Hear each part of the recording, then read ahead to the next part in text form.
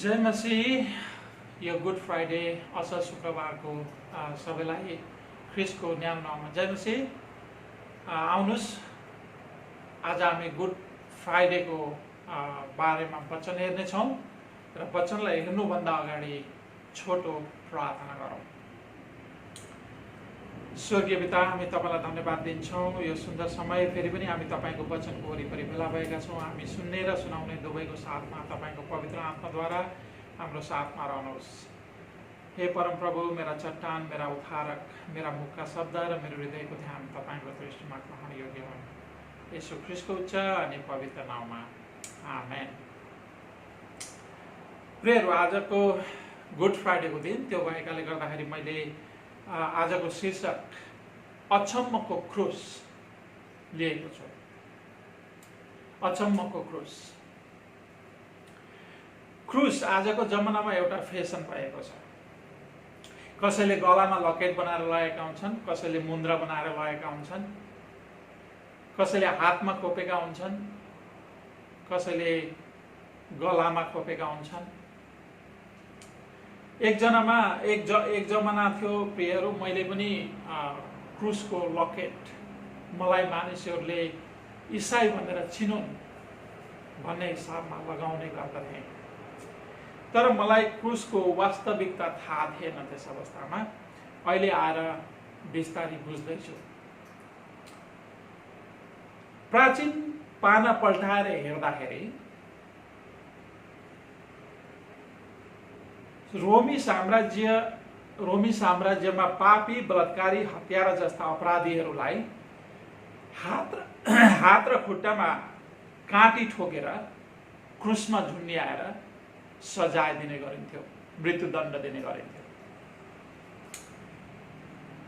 यसकारण यो युगमा फेसनको रूपमा प्रचलित भएको क्रुस प्राचीन कालमा हेर्दाखेरि एउटा दर्दनाक सजायको चिन्ह हो। क्रुस गिल्ला र घृणाको चिन्ह हो। यदि क्रुस अपराधीहरूलाई सजाय दिने ठाउँ हो भने यो प्रश्न हुन्छ, येशू ख्रिस्टलाई क्रुसमा किन टाँगियो त? के येशू ख्रिस्ट पनि अपराधी हुनुहुन्थ्यो त? यो प्रश्नको जवाब हामीहरूले लुकाको पुस्तकमा पाउँदछौँ। गत आइतबार लुकाले 19 अध्यायदेखि हामी हेर्दै आयौँ भनेदेखि गत आइतबारदेखि लुकाले चाहिँ ख्रिस्ट येशूले यरुशलेममा प्रवेश गर्नुभएको कुरा अनि चेलाहरूसँग अन्तिम भोज खानुभएको, त्यहाँदेखि पछाडि जैतुन डाँडामा प्रार्थना गर्न जानुभएको र प्रार्थनापछि उहाँको पक्राउपछि उहाँको क्रुसको मृत्यु र दफनलाई हामीले 19 देखि 23 अध्यायमा पाउँदछौँ। तर अचम्मको कुरा के हो भने प्रियहरू, ख्रिस्ट येशूलाई क्रुसमा टाँग्ने सिपाही समूहको कप्तानले येशू ख्रिस्ट आफ्नो प्राण त्यागेको देखेर 23 अध्यायको 47 पदमा के भनेको छ भने, निश्चय नै यिनी धार्मिक मानिस थिए भनेर एक गैर इसाईले परमेश्वरको महिमा गरेको हामी पाउँदछौँ। फेरि पनि ध्यान दिनुहोला, कप्तानले 23 अध्यायको 47 पदमा परमेश्वरको यसरी महिमा गरेका छन्, निश्चय नै यिनी मानिस धार्मिक थिए। यदि ख्रिस्ट धर्मी हुनुहुन्थ्यो भनेदेखि ख्रिस्टलाई किन क्रुसमा टाँगियो त? यो प्रश्नको उत्तर हामी हेर्ने नै छौँ। तर त्यो भन्दा अगाडि के साँच्चै नै ख्रिस्ट निर्दोष हुनुहुन्थ्यो त? कप्तानले भने जस्तै धर्मी हुनुहुन्थ्यो त? के उहाँलाई लगाइएका दोष र अभियोगहरू झुटा थिए त भन्ने कुरालाई हामी पहिले निहालौँ। लुका 47 पदबाट येशू ख्रिस्ट निर्दोष, धर्मी मानिस हुनुहुन्थ्यो भन्ने कप्तानको मुखबाट हामीले सुन्छौँ। त्यसै गरेर येशू ख्रिस्ट धर्मी र निर्दोष भएको कुरा पन्तियस पाइलट र हेरोद राजाको मुखबाट पनि हामीहरूले सुन्न सक्छौँ। आउनुहोस् लुकाको 23 अध्यायको 4, 14 र 22 पदलाई हेरौँ। 23 अध्याय मसँग निकाल्न सक्नुहुन्छ। 4 पद।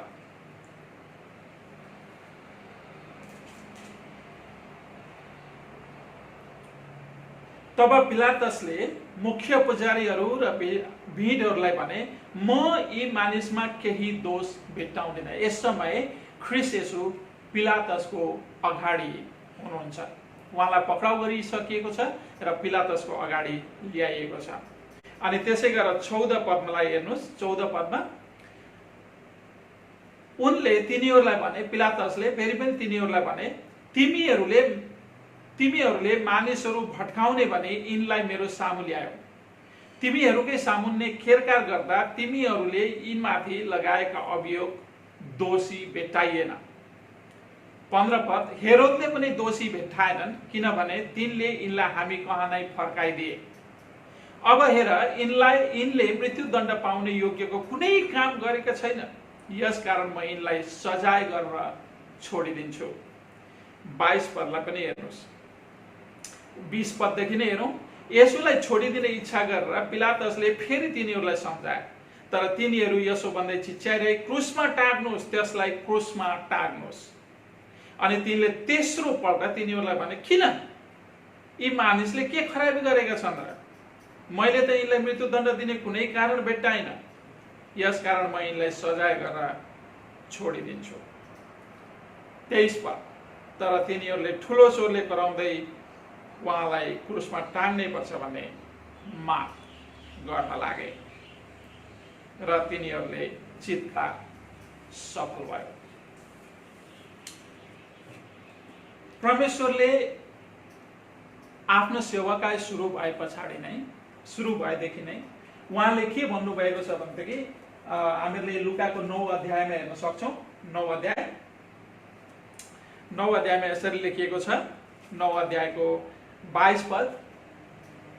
अनि उहाँले भन्नुभयो, मानिसको पुत्रले धेरै दुःख उठाउनुपर्छ र उनी धर्मगुरु, मुख्य पुजारीहरू र शास्त्रीहरूबाट बहिष्कृत हुनेछ, मारिनेछ र तेस्रो दिनमा मृतकबाट जीवित भई उठ्नेछ भनेर चाहिँ आफ्नो सेवाकाईको सुरुदेखि नै ख्रीष्ट येशूले आफ्नो दुःख, कष्ट अनि त्यहाँबाट मृत्यु लगायत पुनरुत्थानको भविष्यवाणी गर्दै आउनु भएको थियो। पिलातसले यहाँनिर 3 पटकसम्म मुख्य पुजारीहरूले येशू ख्रीष्ट माथि लगाएको अभियोग सत्य र साँचो नभएको पुष्टि गरेका छन्। येशू माथि अभियोग लगाउने मुख्य पुजारीहरू सामुन्ने पिलातस र हेरोदले येशूलाई खेरकार गर्दा पुजारीहरूले येशूमाथि लगाएको अभियोग झुटो ठहरियो र येशू ख्रीष्टले मृत्युदण्ड पाउने योग्यको कुनै काम नगरेको प्रमाणित भयो। येशू ख्रीष्ट निर्दोष हुनुहुन्थ्यो, उहाँले कुनै पाप गर्नु भएन। ख्रीष्ट येशू धर्मी हुनुहुन्थ्यो, उहाँको मुखमा कुनै छल पाइएन।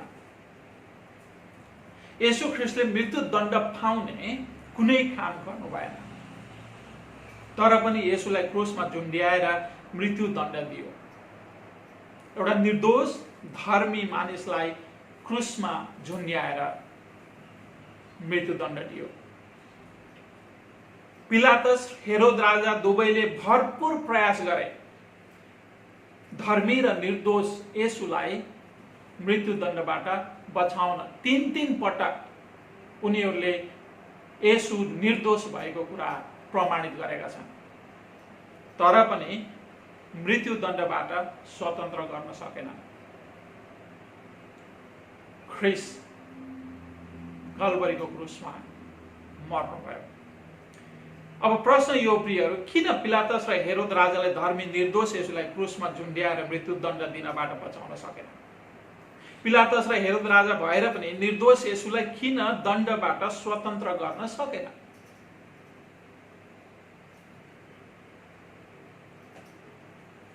बाइबल अनुसार अशेया अगमवक्ता भन्छन्, येशूलाई चकनाचुर र कष्टमा पार्न परम प्रभुको इच्छा थियो।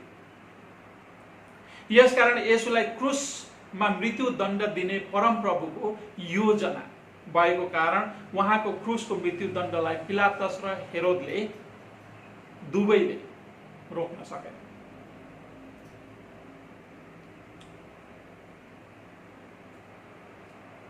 एकछिन पक्नुहोस् है त।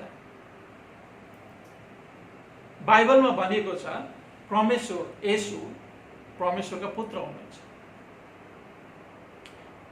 र पिताले पुत्रलाई अति नै प्रेम गर्नुहुन्छ।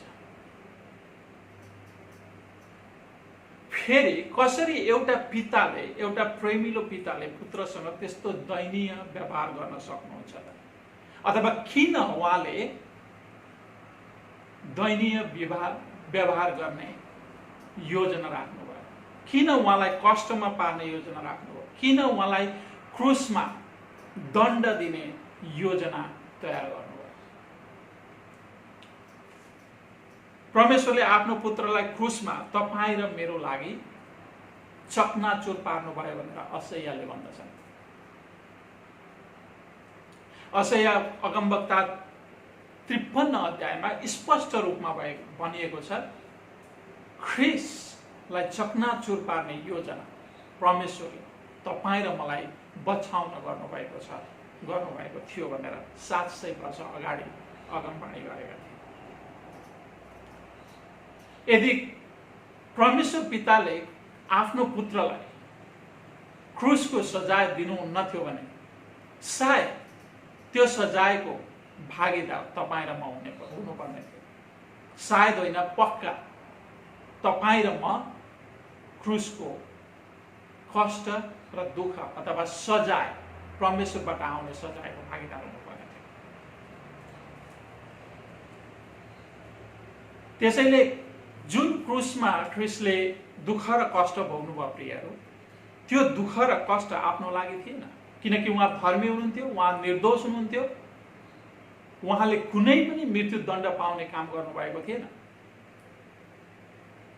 उहाँको क्रुसको दुःख र कष्ट उहाँको आफ्नो निम्ति नभएर तपाईँ र मेरो लागि,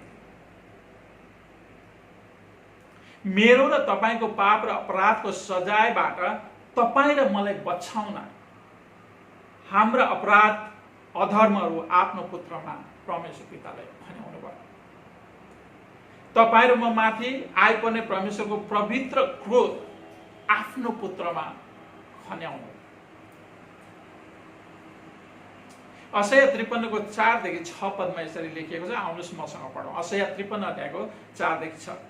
निश्चय नै उसले हाम्रा निर्बलहरू बोक्यो र हाम्रा दुःख भोग्यो, तापनि हामीले उसलाई परमेश्वरबाट हिर्काइएको हो, उहाँबाट पिटिएको र दुःखमा परेको सम्झ्यौं। तर ऊ त हाम्रा अपराधहरूका निम्ति छेडियो, हाम्रा अधर्मका निम्ति उपेलियो। हामीमा शान्ति ल्याउने दण्ड ऊ माथि पर्यो र उसको कोर्राको चोटले हामी निको भयौं। हामी सबै भेडा झैं बरालिएका छौं, हामी हरेक आफ्नै बाटोतिर लागेका छौं र परमप्रभुले उसमाथि हामी सबैको अधर्म हालिदिनु भएको छ। ख्रिस्टले क्रुसमा भोग्नु भएको दयनीय दुःख वास्तवमा सजाय, त्यो सजाय तपाईँ र मैले भोग्नुपर्ने सजाय हो। तपाईँ र मेरो खातामा जम्मा भएको सजाय हो। किनभनेदेखि असैयाले यहाँनिर स्पष्ट रूपमा भनेका छन्, हामी हरेक आफ्नै बाटोतिर लागेका छौं, हामी सबै भेडाहरू झैं बरालिएका छौं। सृष्टिकर्ता परमेश्वरलाई भुलेर, सृष्टिकर्ता परमेश्वरलाई दिनुपर्ने महिमा नदिएर, सृष्टिकर्ता परमेश्वरलाई नपुजेर हामी सबै आफ्नो बाटो लागेका छौं। जसले सृष्टि गर्नुभयो उहाँलाई महिमा दिन हामी चुकेका छौं। जसले हामीलाई सृष्टि गरेर यो सृष्टि एउटा उपहार स्वरूप दिनुभयो, त्यो परमेश्वरलाई बिर्सिएर हामी आफ्नै बाटोमा लागेका छौं। हामीहरूले आफ्नै मनमानी गरेका छौं। त्यसै कारणले गर्दाखेरि हामी परमेश्वरको नजरमा पापी र अधर्मी छौं। तर यहाँनिर हेर्नुहोस्, परमेश्वरको अनुग्रह, परमेश्वरको प्रेम, परमेश्वरको कृपा र करुणा तपाईँ र म माथि, तपाईँ र मैले भोग्नुपर्ने सजाय परमेश्वरले आफ्नो पुत्रमाथि खन्याउनु। फेरि पनि म तपाईहरुलाई पढेर सुनाऊ। निश्चय नै उसले हाम्रा निर्बलहरू बोक्यो र हाम्रा दुःख बोक्यो, तापनि हामीले उसलाई परमेश्वरबाट हिर्काइएको, उहाँबाट पिटिएको, दुःखमा परेको सम्झ्यौं। तर उता हाम्रा अपराधहरूका निम्ति छेडियो, हाम्रा अधर्मका निम्ति पेलियो, हामीमा शान्ति ल्याउने दण्ड उसमाथि पर्यो र उसको कोर्राको चोटले हामी निको भयौं। उहाँले खानुभएको कोर्राको चोटले तपाईँ र मेरो पाप र अधर्मबाट हामी स्वतन्त्र भएका छौं। त्यो कोर्राको चोट वास्तवमा तपाईँ र मैले खानुपर्ने, तर ख्रीष्टमा विश्वास गर्नेहरूका निम्ति ख्रीष्टले खाइदिनु भयो। अनि त्यहाँदेखि पछाडि के भनिएको छ? हामी सबै भेडाहरू चाहिँ बरालिएका छौं, हामी हरेक आफ्नै बाटोतिर लागेका छौं र परम प्रभुले उसमाथि हामी सबैको अधर्म हालिदिनु भएको छ। सबैको अधर्म, एकजनाको होइन, मेरो मात्र होइन, तपाईको मात्र होइन, सारा संसारका मानिसहरूको अधर्म उहाँमा हालिदिनु भएको छ।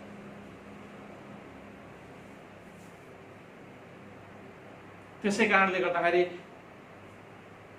उहाँले हाम्रो ठाउँमा हामीले खानुपर्ने पिटाइ, हामीहरूले खानुपर्ने कोर्राको चोट, हामीहरूले भोग्नुपर्ने अनन्तको सजाय, नर्ककुण्डको सजायबाट हामीलाई बचाउन परमेश्वरले आफ्नो पुत्रलाई संसारमा पठाउनु। हाम्रा सबै अधर्महरू आफ्नो पुत्रमाथि हालिदिनु भयो र क्रुसमा उहाँलाई दण्ड दिनुभयो, मृत्यु सजाय। जैतुन डाँडामा येशूको पसिना रगतको थोप्ला भएर त्यसै झरेको थिएन प्रिय। उहाँले हामी सबैको पाप र अधर्म बोक्नु भएको थियो। हामीले भोग्नुपर्ने सजाय येशूले क्रुसमा भोग्नु पर्ने थियो। परमेश्वरको क्रोधको कचौरा उहाँले पिउनु पर्ने थियो। सजिलो थिएन, किनभने हामी मानवलाई परमेश्वरको पवित्र क्रोधबाट बचाउने अरू कुनै पनि विकल्प थिएन। त्यो कचौरा पिउन सजिलो नभएकोले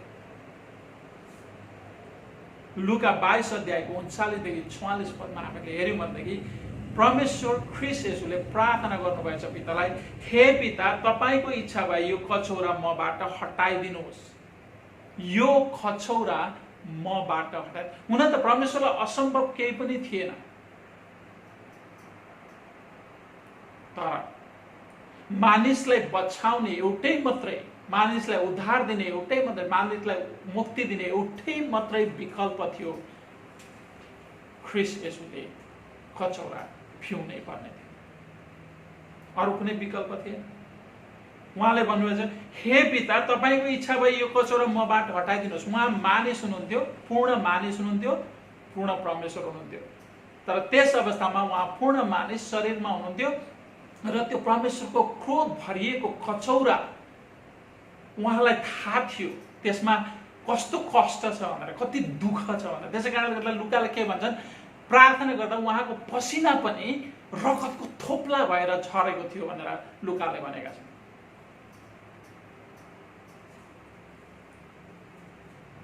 तर पनि उहाँले के भन्नुभयो भन्दाखेरि, तर मेरो इच्छा होइन, तपाईको इच्छा नै। अर्को शब्दमा, यदि मैले पिउनै पर्छ भने म पिउँछु, तपाईको इच्छा पालन गर्छु, तपाईको आज्ञा पालन गर्छु, म पिउँछु। हामीहरूले त्यहाँनेरि परमेश्वरबाट, परमेश्वर पिताबाट कुनै पनि प्रत्युत्तर पाउँदैन उहाँको प्रार्थना,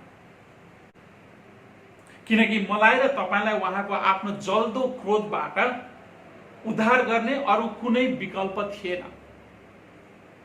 यसकारण परमेश्वर पिताले तपाईँ र मेरा अपराधको सजाय आफ्नो पुत्रलाई क्रुसमा दिनुभयो। त्यसै कारणले गर्दाखेरि यूहन्नाको 3 अध्यायको 16 र 17 पदमा यसरी लेखिएको छ, किनभने परमेश्वरले संसारलाई यस्तो प्रेम गर्नुभयो कि उहाँले आफ्ना एकमात्र पुत्र दिनुभयो, ताकि उहाँमाथि विश्वास गर्ने कोही पनि नाश नहोस् तर त्यसले अनन्त जीवन पाओस्। किनकि परमेश्वरले संसारलाई दोषी ठहराउन भने पुत्रलाई संसारमा पठाउनु भएन, तर संसार उहाँद्वारा बाँचोस् भनेर पठाउनु भयो। परमेश्वरले संसारलाई यस्तो प्रेम गर्नुभयो कि उहाँले आफ्ना एकमात्र पुत्र कल्भरीको क्रुसमा दिनुभयो, ताकि किन दिनुभयो त भन्दाखेरि ताकि उहाँमाथि ख्रिस्टमाथि विश्वास गर्ने कोही पनि नाश नहोस् तर त्यसले अनन्त जीवन पाओस्। अनन्त जीवन पाओस्, कोही पनि नाश नहोस्। प्रियहरू, एक दिन गएर परमेश्वरले यो संसारको न्याय गर्नुहुन्छ, किनकि परमेश्वरले यो पाप र अधर्मी संसारलाई त्यसै छोड्नुहुन्न। उहाँले निदो गरिसक्नु भएको छ यो संसारको न्याय गर्नको लागि। उहाँले समय पनि तोकिसक्नु भएको छ यो संसारको न्याय गर्नको लागि, ख्रिस्टलाई मृत्युबाट जीवित पारेर। परमेश्वरले ढिलो छाडो यो संसारको न्याय पक्का गर्नुहुन्छ र यो पापी संसारलाई पूर्ण रूपले समाप्ति गरेर धार्मिक स्वर्गीय राज्यको परमेश्वरले स्थापना गर्नुहुन्छ। त्यसैले परमेश्वर के चाहनुहुन्छ त भन्दाखेरि त्यस अवस्थामा जुन बेला परमेश्वरले यो संसारको न्याय गर्नुहुन्छ त्यो न्यायमा कोही परेर नष्ट नहोस् तर सबैले अनन्त जीवन पाओस्। र त्यसबाट कसरी नष्ट हुनबाट मानिस बाँच्न सकिन्छ त भन्दाखेरि ख्रिस्टमा विश्वास गरेर। जो कोही पनि जसले ख्रिस्टमा विश्वास गर्छ उनीहरूका सबै अधर्महरू परमेश्वरले क्षमा गरिदिनुहुन्छ, किनकि ख्रिस्ट येशूले उनीहरूका ख्रिस्टमा विश्वास गर्नेहरूका लागि कल्भरीको क्रुसमा उनीहरूका पाप र अधर्महरूको सजाय भोगिसक्नु भएको छ, तिरिसक्नु भएको छ, पापको मोल चुक्ता गरिसक्नु भएको छ। त्यसैले यहाँनिर योना किताबमा भनिएको छ, किनभने परमेश्वरले संसारलाई यस्तो प्रेम गर्नुभयो कि उहाँले आफ्ना एकमात्र पुत्र दिनुभयो ताकि उहाँमाथि विश्वास गर्ने कोही नाश नहोस् तर त्यसले अनन्त जीवन पाओस्।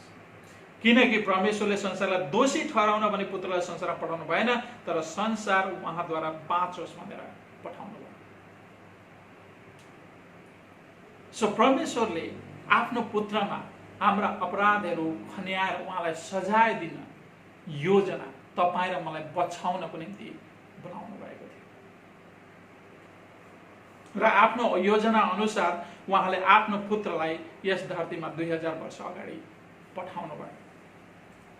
तपाईँ र मैले भोग्नुपर्ने परमेश्वरको दण्ड ख्रिस्टले कल्भरीको क्रुसमा भोग्नु भयो। ख्रिस्ट आफूले हाम्रो पाप र अधर्म बोकेर हामीलाई अनन्त नरक कुण्डको सजायबाट बचाउनु भयो।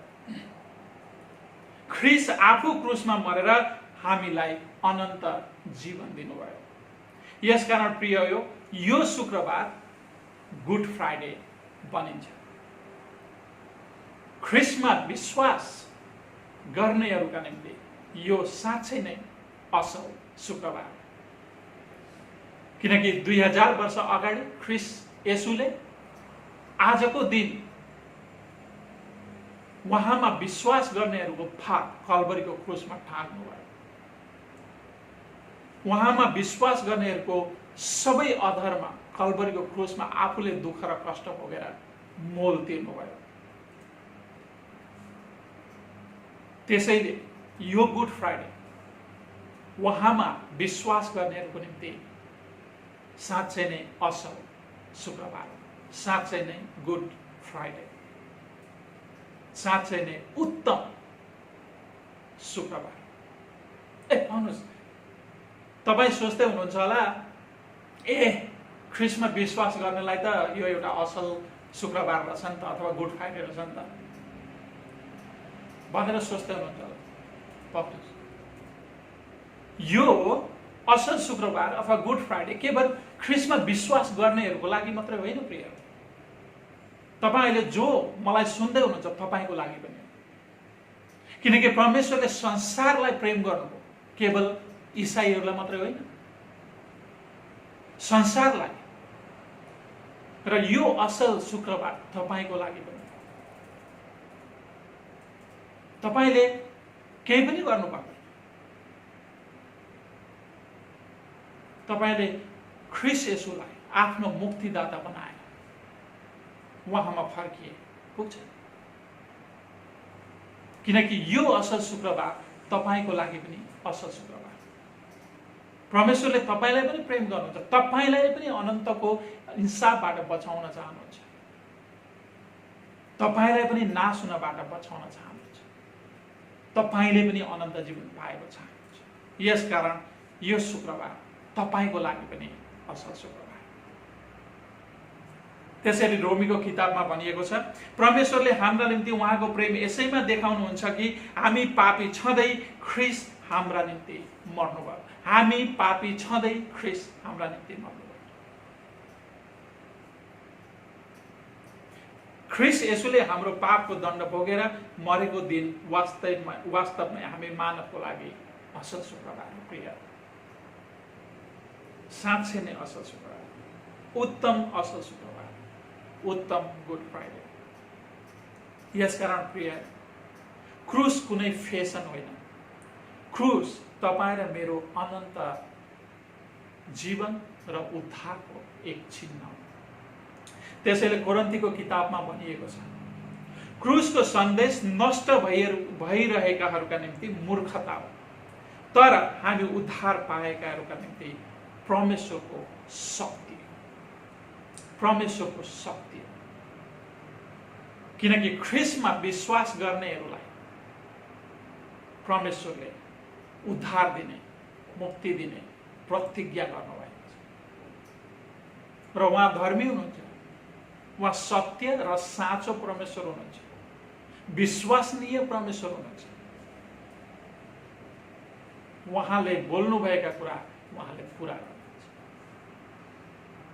त्यसैले प्रिय, क्रुसको सन्देश नष्ट भइरहेकाहरूका निम्ति मूर्खता, तर हामी उद्धार पाइरहेकाहरूका निम्ति परमेश्वरको शक्ति हो। हेर्दा साधारण देखिने तर साँच्चै अचम्मको क्रुस। क्रुसमा तपाईँ र मलाई अनन्त दण्डबाट उद्धार गर्ने शक्ति छ। त्यसैले आजको यो असल शुक्रबार हामी सबै मानवको लागि परमेश्वरको उपहार हो प्रिय। क्रुसद्वारा यसुले तपाईँ र मलाई अनन्त इन्साफबाट उद्धार गरेर अनन्त जीवनको उपहार दिनुभएको छ र दिँदै हुनुहुन्छ। आउनुहोस्, आउनुहोस्, यो आजको असल शुक्रबार तपाईको लागि पनि असल साबित होस्। आउनुहोस्, परमेश्वरको अनुग्रहको उपहार यसु ख्रीष्टलाई स्वीकार गर, यसु ख्रीष्टमा विश्वास गर, यसु ख्रीष्टलाई आफ्नो मुक्तिदाता भनेर स्वीकार गर र अनन्त जीवनको भागीदार बन र निरन्तर ख्रीष्टमा स्थिर रह, ख्रीष्टमा अटल रह, ख्रीष्टलाई नछोड। किनकि ख्रीष्ट तपाईँ र मेरो उद्धारकर्ता हुनुहुन्छ।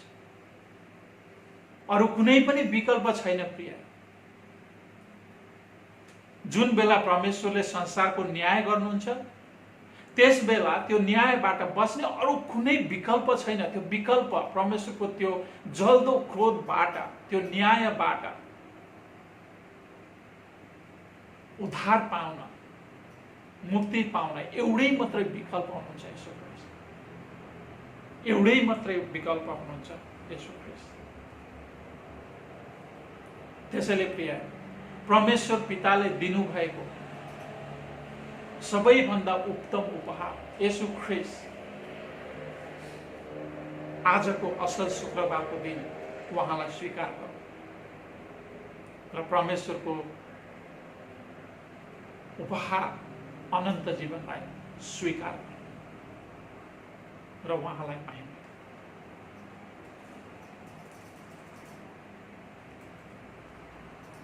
किनभने परमेश्वर सबै मानिसले आफ्नो पुत्र येशूमा विश्वास गरेर अनन्त जीवन पाएको चाहनुहुन्छ।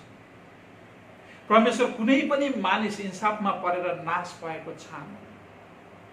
उहाँ सबैले अनन्त जीवन पाएको र उद्धार मुक्ति पाएको चाहनुहुन्छ। परमेश्वरले सबै मानिसलाई बराबरी प्रेम गर्नुहुन्छ। त्यसैले नै उहाँले आफ्नो पुत्र पठाएर हामीलाई बचाउने योजना बनाउनु र आफ्नो पुत्र पठाउनु र हाम्रा सबै अधरमा आफ्नो पुत्रमा हालेर सजाय दिनु। परमेश्वरले सबै मानिसलाई बराबरी प्रेम गर्नुहुन्छ, त्यसैले आफ्नो पुत्रद्वारा इंसाफ र इंसाफ पछि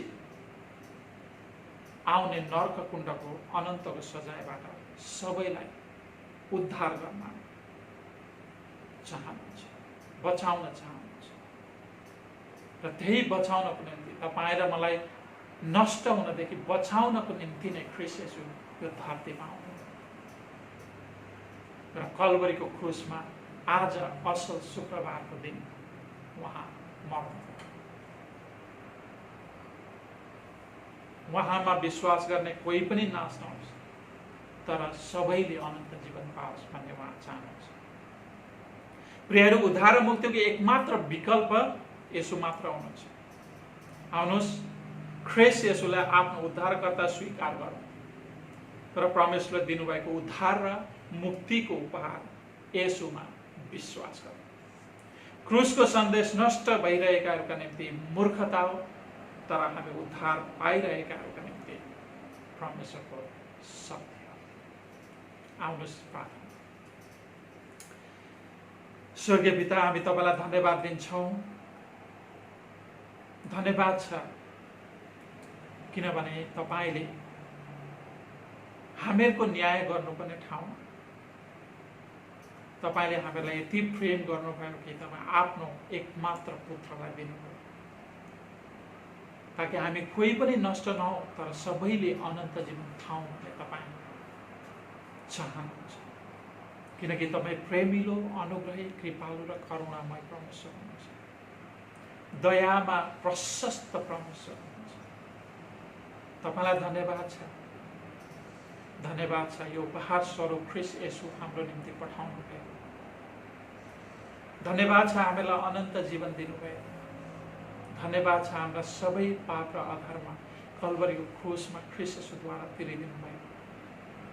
धन्यवाद छ हामीलाई धर्मी घोषणा गर्नुभएको। पिता, हामीलाई निरन्तर तपाईको पाइलोमा हिँड्न सिकाउनुहोस्।